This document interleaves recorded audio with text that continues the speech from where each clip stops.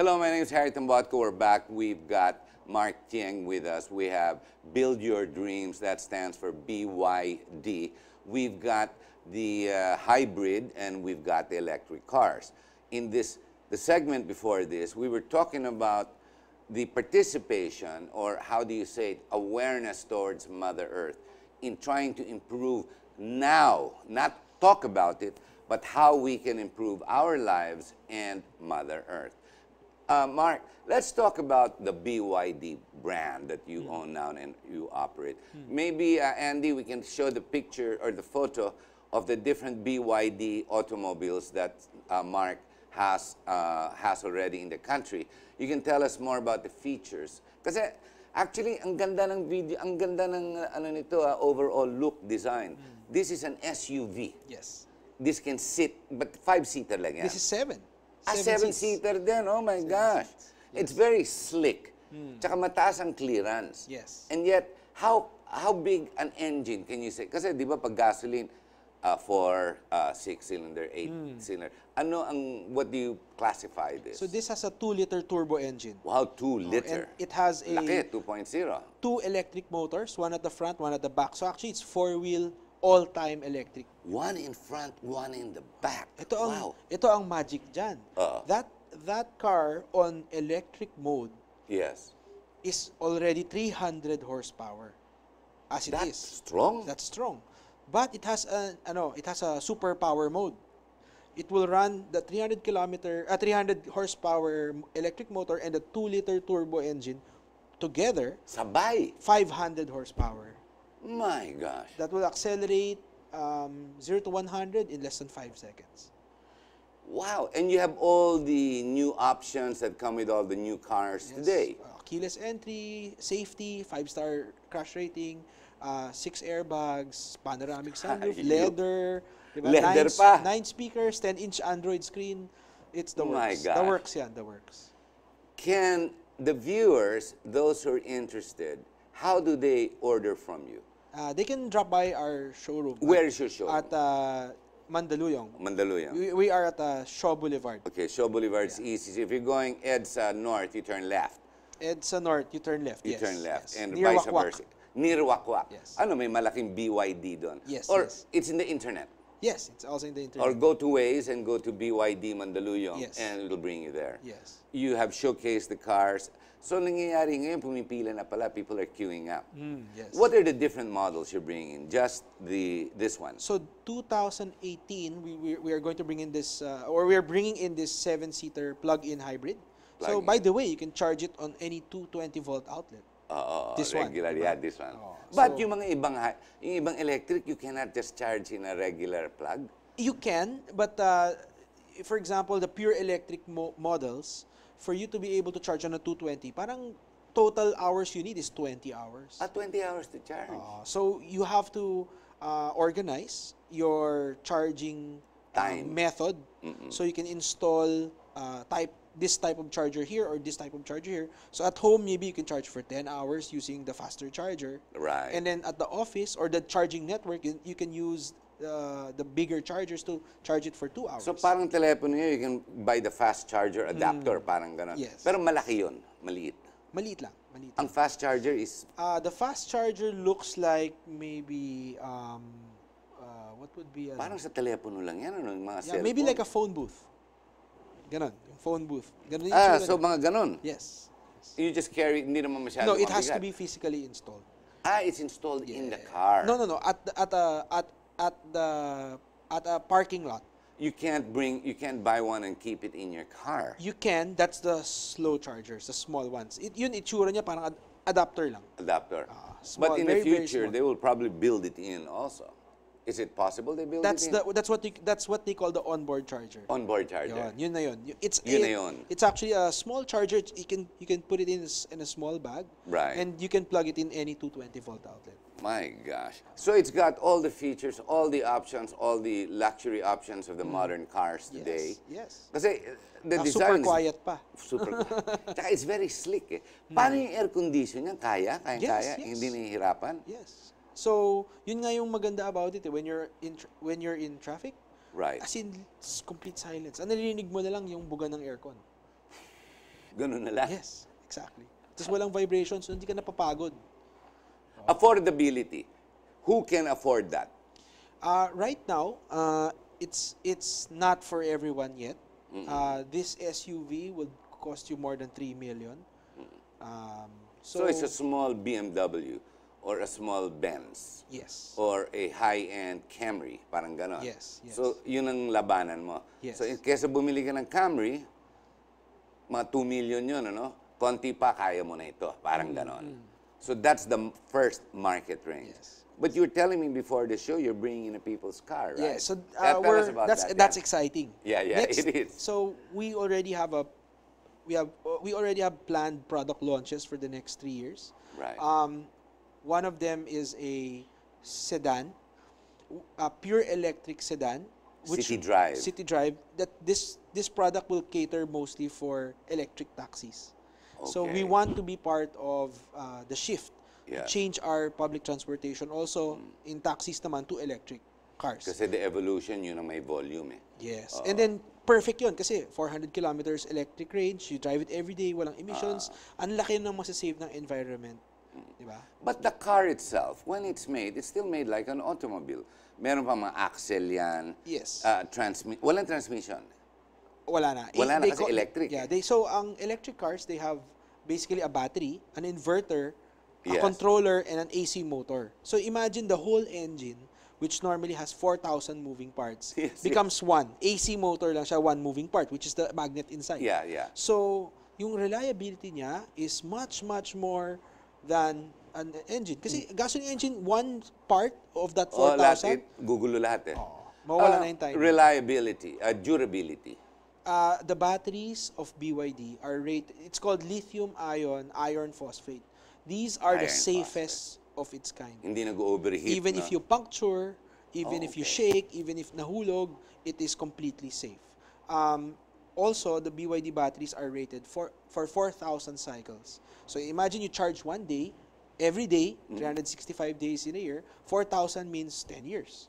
Right, okay. So you wouldn't have any problems for the next The durability of the car overall. How about the other moving parts? The axle, the drive axle. So the, those are meron pa rin yun. Meron pa rin yun. So ito pa maganda, yung when you drive an electric car, when you step on the brake, Okay. it actually doesn't brake. Explain. Okay. So what happens is when you step, first of all, when you're driving, you step on the gas, diba? When you let go of the gas, automatic electric cars will slow down. It's a nag-automatic. sabi sa atin tawag doon engine brake. Ang European cars, gano'n, di ba? When you decelerate, parang Nag-engine nagpe-preno brake na. siya, oh, yes. nagpe- So that is already recouping the energy using the okay. AC motor. Ngayon, when you step on the brake, it actually doesn't squeeze yet the brakes. What happens is your AC motor goes to level 2 braking. So it's like an engine brake. Oh, give me more charge. Give me more Ayun. charge. When you level 2, it even goes says, give me much more charge. So it's actually recharging the battery as you brake. Yes. And then when you step on level 3, it's level 3 recharging and then sa start na yung brakes. So actually, for the last 3 Iba pala years, innovation, my no? electric car, I haven't changed my brake pads. Yeah, same, no? It's the same, makapal pa. So, ang papalitan mo na lang, the usual tires na lang. Tires, aircon, you have to have it maintained, clean. Cleaning, Tapos yung cleaning. PMS, the preventive maintenance of electric cars, when you read the manual, it really says, check for leaks, check for corrosion, visual inspection. Corrosion. That's Corrosion, it. okay. So if you live by the sea, if you live by Rojas Boulevard, I mean, I've seen a lot of the flats there. Aluminum suffers. Stainless steel is the only thing that stays. Tsaka all the corrosion when it comes to metal. Even the drawers get hit, di ba? Yes. Because of the But saltiness our of the cars air. are IP68 rated. Okay. So even though despite salt air. salt air, it's waterproof. So Ay, wala nakawa- problem. But hindi pa you know, rin. the standard procedure is okay pag may corrosion, we have to check lang. We have to make sure that that doesn't go into the battery, di ba? Ganun. Oh, of course. And then the standard And you're na iba, providing this service already, yes. Simul. Yes, yes. So when you brought in the cars, it's also a service that you provide. Yes. And we're the Okay. only ones who have a service for electric cars So far. so far, yes. Do you fear that there will be competition? You realize there will be Mitsubishi, Toyota, I mean, these yes. Nissan. I think the more the merrier. The industry has to grow. Have they begun in your information, your intelligence, di ba? So to speak. Are they looking into it already? I believe so. I believe so. I So, know the woman in Nissan, the Elizabeth Ata, one of them moved in, but it's tricycles that she's building, Yes. electric tricycles. Yes. But I haven't heard of Nissan, kasi in America, Nissan has the Leaf. Yes. Yes. Pero it's not available here. The model Leaf is not available here. Not yet. They showed a right-hand drive unit last week during the Electric Vehicle Association Summit. Meron na pala electric vehicle They association. demoed one. So I hope they can be part of this industry. Yeah. You know, the Philippines needs it. The solar power we were talking about earlier, when you connect it to the house, if I'm not mistaken, in Montalban, we have one of the biggest solar panel manufacturing in the Philippines. Although, sadly, when I took on that show some 6 years ago, 98% are export, less than 2% was used here in the country. And here, the solar that became popular was basically for heating yung water lang. Water heater, Oo. yes. But today, the solar panels can actually turn your house around. Yes, You yes. buy the battery and you buy the inverter. And your meter now, Meralco, works, nagre-reverse yung Yes, metro, you're di ba? right, you're right. So, if you invest in a solar-powered house, you may as well invest in the car. Yes. Ganun na rin yun, di ba? Ganun na Because mawawala ang cost mo ng gasolina. Tsaka- Yung savings mo doon, savings mo sa public utility kuryente, Exactly. it will increase the payback. Exactly.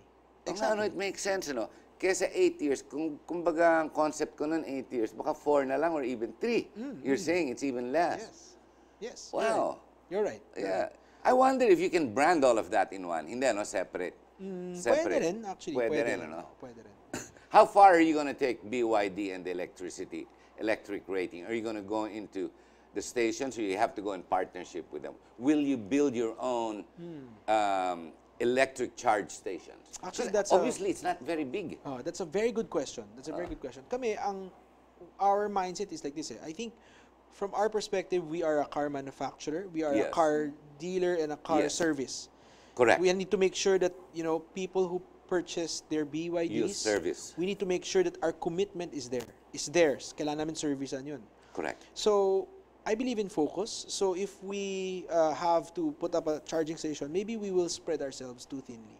Oo It's nga, a no, different sabay-sabay, business eh. model. So, our goal is to focus on the distribution and servicing of BYD cars. But since the innovation originates from you, could you not bring it out or franchise to other business So we do have entrepreneurs? we do have partners for Okay. the charging station. So we offer to them that this is the product. We train them how to use them. We partner with them technically, but we're not the one running the show. For the charging silang for the operator. charging station partners. Because that's a new business potential. That's got a good may business model yan eh. Because you're creating the demand. They have to now be the ones. Tsaka hindi kailangan malaking gas station. It can now be a grocery. Yep. And basta malaki-laki lang parking lot mo Yes, to accept, let's say, exactly. 8, 10 cars at a time.